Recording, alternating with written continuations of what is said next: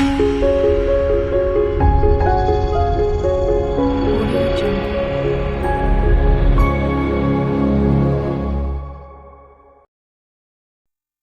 बिस्मिल्लाहिर्रहमानिर्रहीम, अस्सलाम वालेकुम। Welcome back to kill hub channel. दोस्तों, क्या कभी आपने नोटिस किया है कि आजकल ज़माने में नई-नई बीमारियां पैदा हो रही हैं?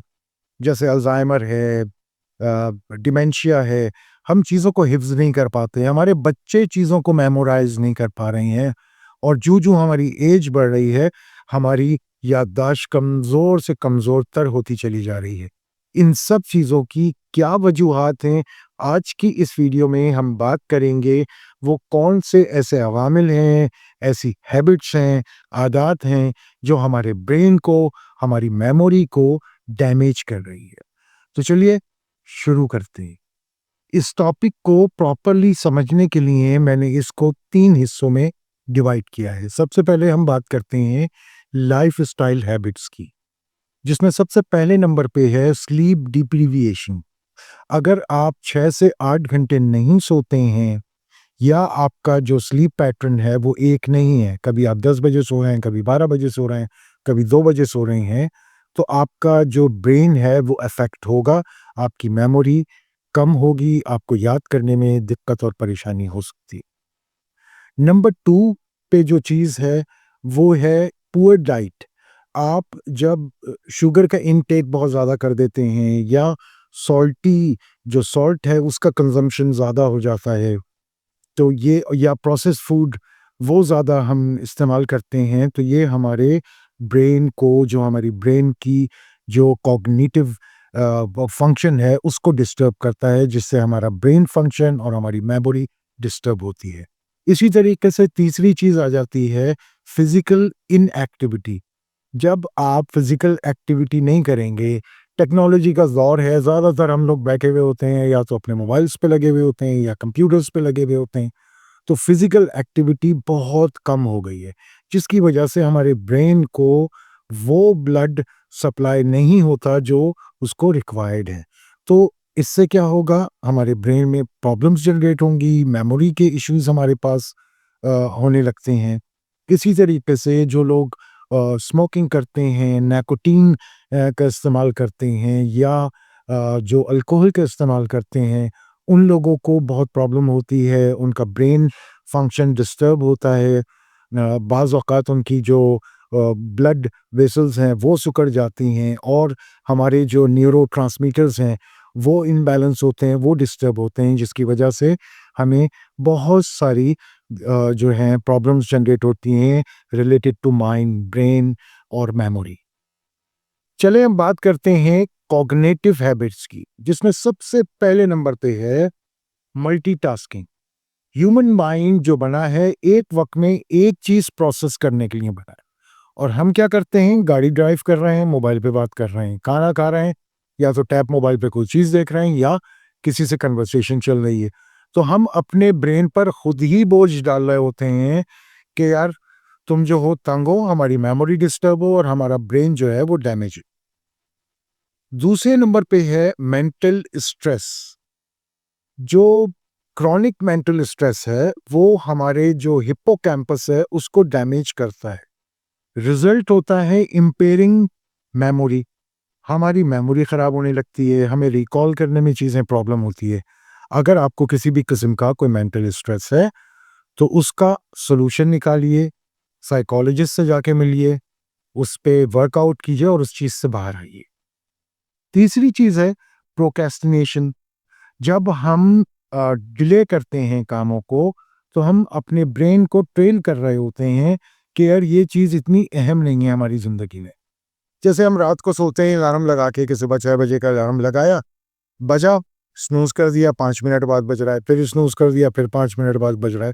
तो ये चीज़ भी हमारे ब्रेन के फंक्शन को, कॉग्निटिव फंक्शन को डैमेज करती है। इसके बाद जो नेगेटिव थिंकिंग है, प्रोलॉन्ग नेगेटिव थिंकिंग, ये हमारे ब्रेन को डैमेज करती है। तो हमें अगर आपको कोई नेगेटिव थॉट है, कोई प्रॉब्लम है, तो उसके सॉल्यूशन पे फोकस कीजिए और उससे बाहर निकलिए। चलें अब बात करते हैं डिजिटल हैबिट्स की। सबसे पहली जो चीज़ है वो है excessive screen time. Blue light exposure जो है वो डिस्टर्ब करता है हमारी नींद को और इम्पेयर करता है कॉग्निटिव फंक्शन को हमारे ब्रेन के। इसके बाद दूसरे नंबर पे आ जाता है excessive use of social media, जिससे हमारी अटेंशन की जो स्पैन है वो डिस्टर्ब होता है और इसके साथ साथ हमें स्ट्रेस होने के चांसेस बहुत ज़्यादा बढ़ जाती है।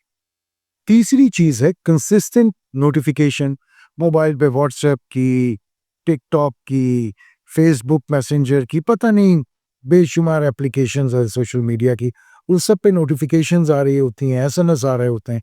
तो ये भी आपके दिमाग को डिस्टर्ब करता है, आपके ब्रेन को डिस्टर्ब करता है और कॉग्निटिव फंक्शन जो है वो इम्पेयर हो जाता है।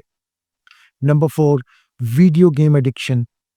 बच्चों के लिए ऐसे बहुत सारे गेम बन चुके हैं जो लिटरली बच्चे एडिक्टेड हो गए हैं। तो ये जो चीज़ है बच्चों को ना सिर्फ स्ट्रेस में डालती है, एंजाइटी में डालती है, बल्कि उनके जो ब्रेन फंक्शन है उसको भी डिस्टर्ब करती है। अच्छा, अब कुछ और मज़ीद ऐसे अवामिल पे बात करते हैं, हैबिट्स पे बात करते हैं जो हमारे ब्रेन और मेमोरी को डैमेज करते हैं, जिसमें सबसे पहली चीज़ आ जाती है लैक ऑफ सोशल इंटरैक्शन। इंसान जो है वो सोशल एनिमल है।